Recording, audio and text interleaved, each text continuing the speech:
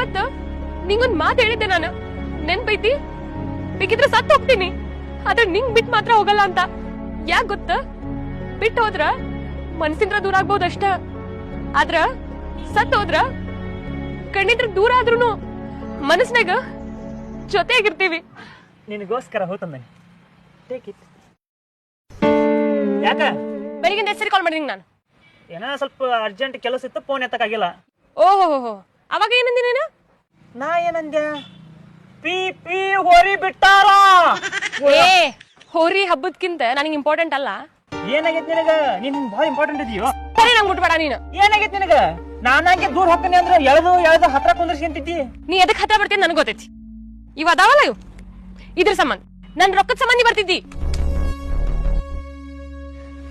ನಾಲ್ಗೆ ಬಾಳ್ ಉದ್ದ ಹೊಂಟತ್ತಿಂದ ಬಿಗಿ ಹಿಡಿದು ಮಾತಾಡ.